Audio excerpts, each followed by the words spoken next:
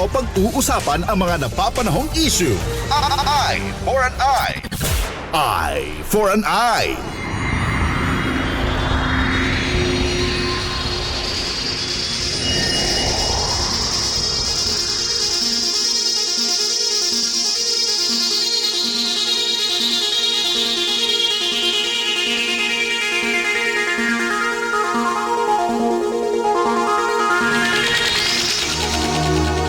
Nagbabalik pa rin po Idol Mark Espinosa para po sa programang IFM News Prime Edition sa ating Eye for an Eye. Ngayong umaga po na ito, live po natin dati natin nakakausap po natin si Ma'am via phone lang po. Pero ngayon po makakausap po natin live dito po sa ating pong studio ang ating pong Division Chief po ng DSWD Field Office 1 para po sa Statutory Program Division po ito, Ma'am, no?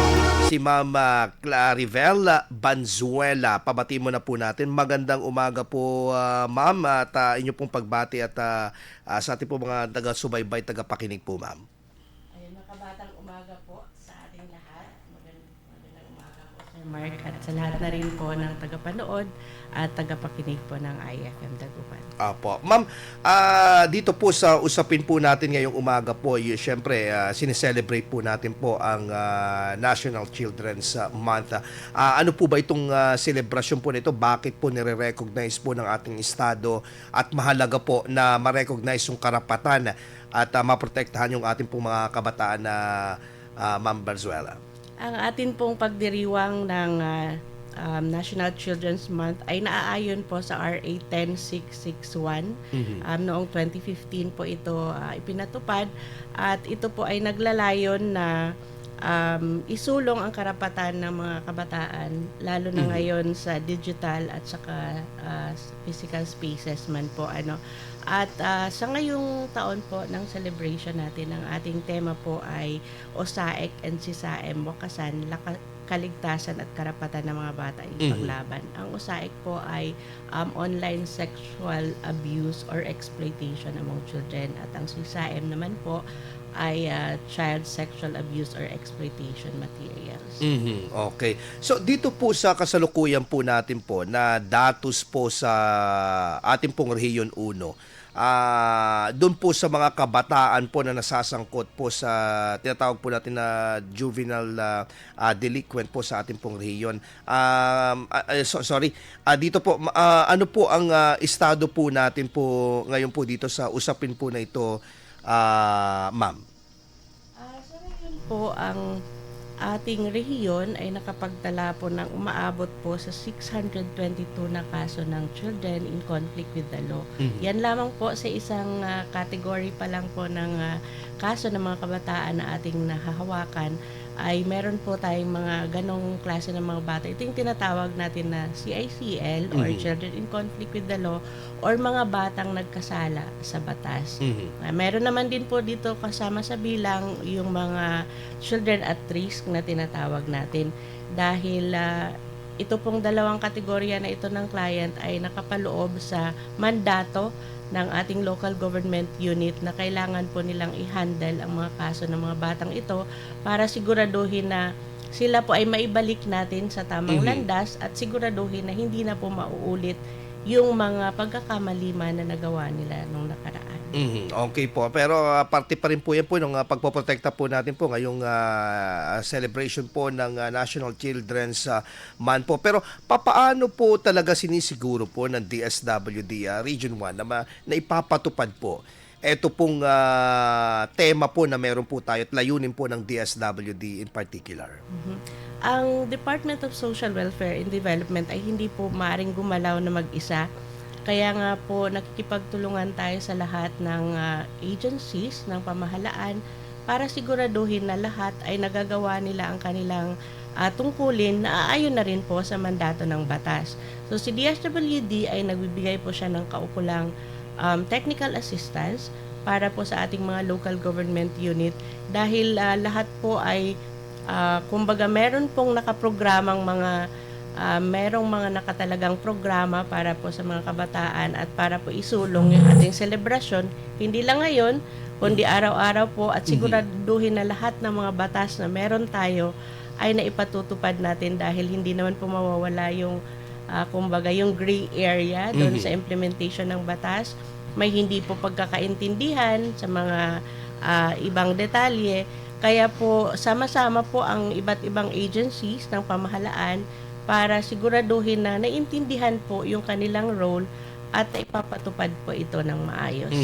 Ano po yung mga parang existing po ngayon na pangunahing programa po at proyekto po ng DSWD Region 1 para po talagang ang direksyon po nito maprotektahan yung pong mga karapatan po ng ating pong mga bata? Mula pa po noon hanggang ngayon, ang Department of Social Welfare and Development ay nagpapatupad ng iba't ibang programa para po siguraduhin na ang karapatan ng mga bata ay naisusulong po natin sa lahat ng pagkakataon. Una po dyan, ang Pantawid Pamilyang Pilipino Program.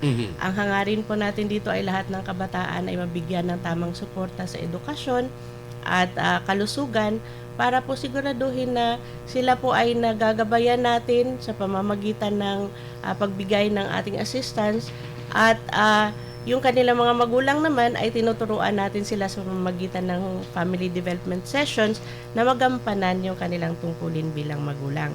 Bukod po sa Pantawid, meron po tayong ito pong ating centers and residential care facilities. Nabanggit niyo po kanina yung The Haven, Regional Center for Children, kung saan dinadala po natin yung ating mga abandoned and neglected na mga kabataan. Yung ating Home for Girls naman po sa Agoo, La Union ay patuloy na nagbibigay ng temporary shelter and protection na rin po sa mga kabataang biktima ng pang-aabuso. At ang ating Regional Rehabilitation Center for Youth sa Orayong, Bawang, La Union ay para naman po sa mga CICL. Bukod po dyan, meron din po tayong pinapatupad na Oplan Pag-abot. Ito po yung pagbibigay din po ng serbisyo at programa para po sa mga kabataan sa lansangan at kasama na rin po ang kanilang pamilya. At yung ating shield para po sa mga child labor cases naman. Lahat po ito ay dumadaan sa masusing assessment ng mga social workers para po makita natin ano ba talaga yung intervention na kailangan ng mga batang ito. Based po sa ano po ninyo, data po ninyo, ma'am, ano po ba yung parang pinakamadalas po na uri ng pang-aabuso po o paglabag po sa karapatan po ng mga bata na naitala po dito sa rehiyon? At paano po yung pagtugon po ng DSWD po dito? Ang pinakamataas pa rin na uri ng paglabag sa karapatan ng mga bata ay ito pong karahasan. Ito pong pinakamataas po, nakakalungkot, no? Pero yung sexual abuse po talaga na nangyayari sa ating mga kabataan ay mataas pa rin ang bilang nito. Bahagya po itong bumaba itong mga nakaraang taon, pero hindi po kasi tayo pwedeng makampante dahil baka yung pagbaba ng datos ay hindi naman po siya talagang ibig sabihin ay wala na po tayong ganong kaso. Baka po bumaba siya dahil hindi po ito nare-report at hindi po natin nabibigyan ng aksyon. So, sa ganun pa man, kahit bumaba po ito ng bahagya, kailangan pa rin pong doble ang effort ng ating pamahalaan, particularly ng DSWD, dahil gusto nating makita talaga ang tunay na kalagayan ng mga bata. Ito na nga ba ang nagre-represent ng tunay na sitwasyon ng ating mga kabataan or baka naman naitago lang natin sila doon sa pagkukubli kung ano talaga yung totoong nangyayari sa ating mga komunidad. Opo, ma'am, pansin ko, lalo po ngayong panahon, malapit na ang Kapaskuhan, dumadami na naman po yung mga street children, Ma'am Berzuela. Pero ano po ang ginagawa po dito para matulungan po ng DSWD at matugunan po yung pong, ito po yung mga kabataan.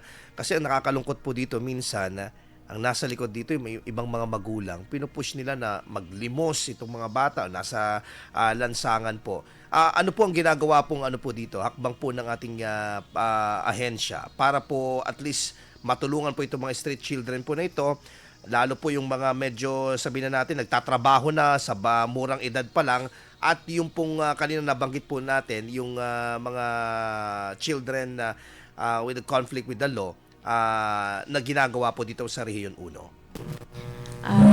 Kagaya po ng binanggit ko po kanina, Sir Mark, yung mahigpit po nating pinapatupad ngayon lang po. Meron na po mga tao ngayon ng DSWD na ganito po ang focus ng trabaho nila, yung Oplan pag-abot po natin. Ito po yung hangarin natin na maialis natin yung mga kabataan sa lansangan at madalhin sila sa isang lugar, masasabi natin na isang supportive community para po siguraduhin na hindi po sila pakalat-kalat sa lansangan. May mga batas na rin po tayong pinapatupad dati. Bawal po magbigay. Actually Correct. po, Oo. dahil may anti-mendicancy law po tayo. Hindi po natin na hinihikayat yung publiko na kapag may nangalabit po sa inyo ay bigyan nyo po ng pera dahil nga po hindi po ito ang kailangan ng mga batang ito. So kung may mga ganitong pagkakataon, pwede po natin silang report sa pinakamalapit na local government unit or sa LSWDOs po natin at makipagtulungan po ang DSWD para po ma-actionan ang mga ganitong report and then eventually po mahanap natin ang mga magulang ng mga ito kung meron man at dun po tayo magsimula para siguraduhin na nagagampanan nila yung kanilang tungkulin. Kung kailangan man po ng assistance, ng financial assistance or ano pa man, doon po yun na natin ibabase sa assessment po ng social worker dahil hindi naman po pwedeng bigay lang po tayo ng bigay ng assistance. Kailangan po ay dumaan sila sa masusing pagtingin at kumbaga pagtatasa kung ano yung kailangan ng mga bata. Baka yun nga, inuutusan lang sila, hindi naman talaga hindi naman talaga totoo na wala silang makain. Pero yung mga magulang, baka sa ibang bagay naman po nila ginagamit yung mga nakukuha nilang pera. So ito po talaga yung kailangang tingnan sa kabuuan ng ating mga social workers. Opo. Ano naman po ang pinakapapel po dito ng mga LGU at papaano po tinutulungan po ng DSWD Regional Office po yung pong mga programa at inisyatiba po ng mga local government unit when it comes into meeting the welfare and protecting our children? Naniniwala naman po tayo na malawak ang kakayahan ng ating mga local government units. Meron po silang sapat na tao, may sapat na pondo din po sila. At ang programa po para sa pangangalaga ng mga kabataan, lalo na itong mga nasa lansangan, ay devolved na po yan sa ating mga local government unit. Ibig sabihin, sila po talaga yung may unang mandato para po aksyonan ang mga ganitong kaso. Pero ang DSWD po ay patuloy pa rin sa kanyang role na magbibigay ng, yun nga po, kagaya ng binanggit ko kanina, technical assistance sa ating mga local social welfare and development offices para makita din po saan po tayo pwedeng pumasok ang DSWD. Augmentation po tayo, mag-provide po tayo ng kaukulang support, financial man yan, kung nangailangan yung ating mga kliyente. At doon po tayo nagsisimula at hindi lang po tayo nagtatapos doon kundi sabi ko nga po kanina kailangan po may assessment po at si DSWD po ay may mga pamamaraan para siguraduhin na ang local government unit ay nagagampanan po nila kung ano po yung kumbaga ine-expect natin na gagawin nila nang naaayon po sa mga batas na ipinapatupad. Paano po ang ano na po ninyo naman po dito pag papalawak po ng partnership when it comes into mga NGOs o yung mga ano po natin private companies na gustong tumulong po sa mga ganitong programa po ng DSWD. Welcome po ba sila o may proseso po ito na hindi basta-basta pwedeng makialam at makilahok po yung mga pribado po? Meron po tayong proseso at meron din pong mga naka-assign po dito na mga sections within DSWD para mag-take charge po doon sa mga pagkakataon na meron pong mga groups or organizations na pwedeng magbigay ng suporta, ng tulong, donation man yan or manpower man yan na gusto nilang magbigay ng serbisyo sa ating mga kliyente sa ilalim ng ating department. May pamamaraan po ito para po siguraduhin na transparent and then napupunta po siya doon sa mga talagang mga beneficiaries na nangangailangan po talaga ng tulong na iyon. Open po ang DSWD para sa mga ganitong gawain ng iba't ibang non-government organizations kasi po naniniwala naman po kami na hindi naman po nga kakayanin ng isang ahensya lamang at kailangan po namin ang support ng iba't ibang organization. In addition that, ma'am, yung pong mga nagtatayo ng mga foundation, meron po palang proseso yan. Kasi sa amin po sa RMN Foundation, parang may mga sinasubmit kaming document para po maging compliant kami at ma-recognize kami ng DSWD na legit itong mga beneficiaries. So hindi basta-basta gusto kong tumulong, magtayo ako ng foundation, ganun agad-agad nangyayari. Kasi yung iba baka scam eh. Opo, tama po. Baka iba na yung activities at naidadamay pa tayong lahat doon. No? Correct. So meron pong paraan para po siguraduhin na legit nga po ang isang sa DSWD naman, ang aming sakop ay yung mga social welfare and development agencies po. Yan. Yung Okay. magbibigay ng So, social welfare. anyway, dito po sa rapid, po natin po, takbo po ng teknolohiya po natin na Ma'am Brazuela.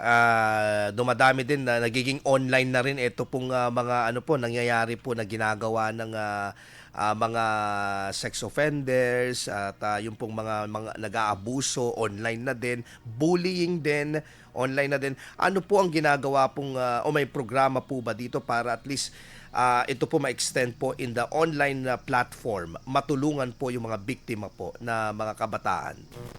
Yun po ang challenge sa atin, no? Kasi kailangan makakope po yung ating mga programs and services dahil nagbabago na po ang trend ng pang-aabuso ngayon sa mga kabataan.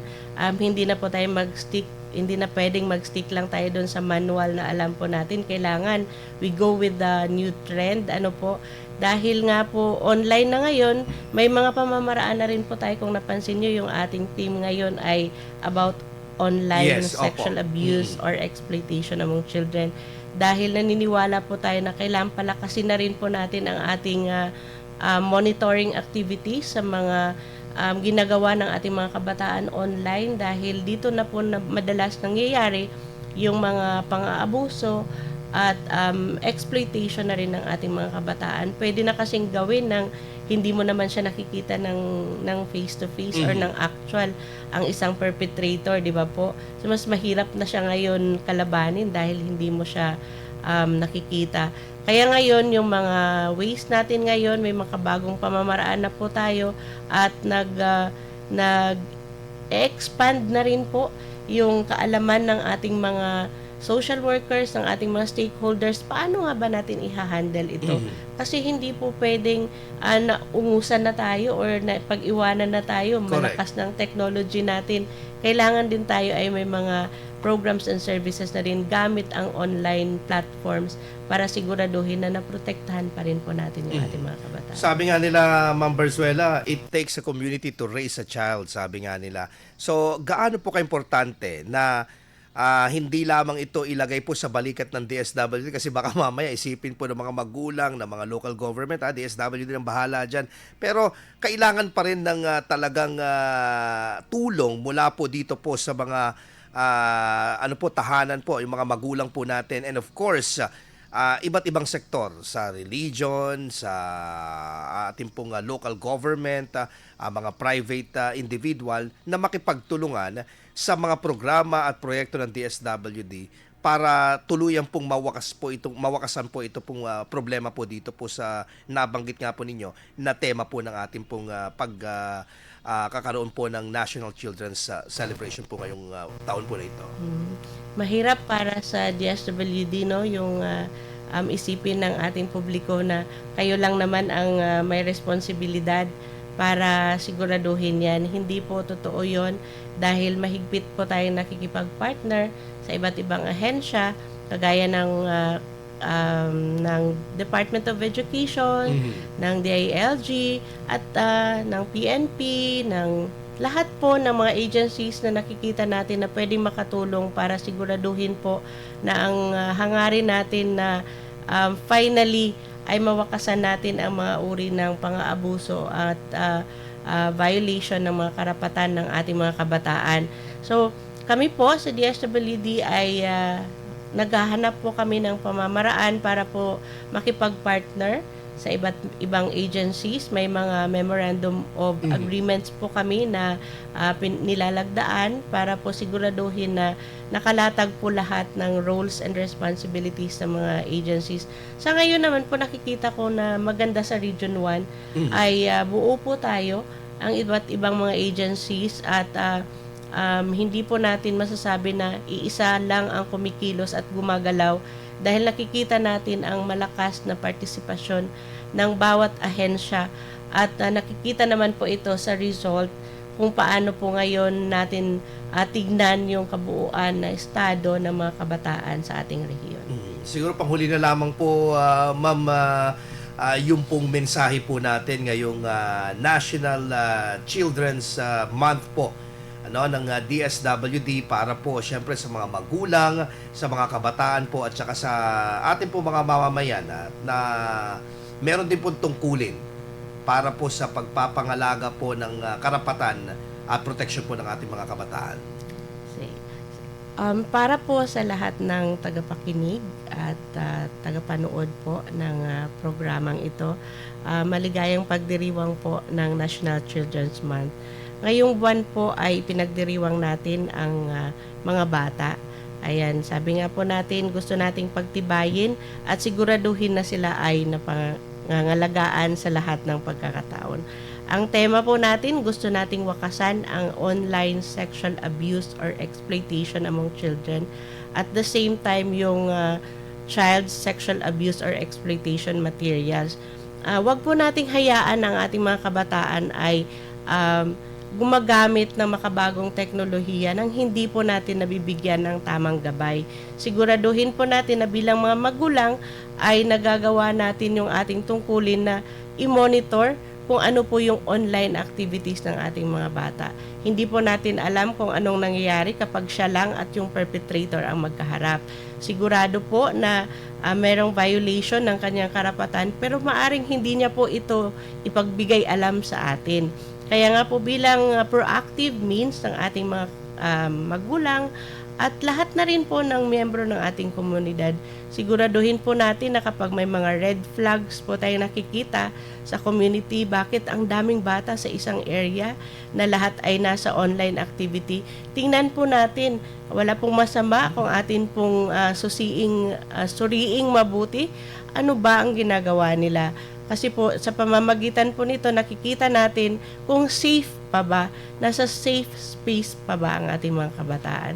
So yun lamang po, simpleng role po ng isang magulang, ng komunidad at ng buong pamahalaan para po siguraduhin ang ating mga kabataan ay hindi po napapariwara at sigurado na ang kanilang karapatan ay ating nasigurado sa lahat ng pagkakataon. Ma'am Claribel, kung sakali po na meron po mga insidente na gusto po nilang idulog sa inyo, saan po nila pwede po itong ipagbigay alam po? Pwede po silang lumapit sa pinakamalapit na local social welfare and development offices or kung hindi man po ay meron pong DSWD Facebook page. Pwede po silang mag-direct message po doon and meron pong mga nakatalagang mga tao doon para po tugunan or aksyonan po yung kanilang request. Ma'am Claribel Banzuela, ang Chief po ng Statutory Program Division po ng DSWD. Ma'am, maraming salamat po. Baligya salamat. Grabe. Nag-personal pa po kayo. Maagang pumunta po dito at na-traffic pa si Ma'am. Pero maraming salamat po at yung insight po na yan. And of course, alam po natin na may ginagawa ang ating pong gobyerno sa pamamagitan po ng ahensya po ng DSWD Field Office 1. And congratulations sa mga po ngayon, mga achievement po actually ng DSWD Field Office 1 po sa pagtugon po. And hopefully, ito pong bagyo na parating na isa, hindi po tumama sa atin. Nananalangin po kami. Anyway po mga idol, yan po ang ating panayam po kay Ma'am Claribel Banzuela, ang Chief Statutory Program Division po ng DSWD Field Office 1. Kasama niyo pa rin po Idol Mark Espinosa. Ito pa rin po ang programang IFM News Prime Edition.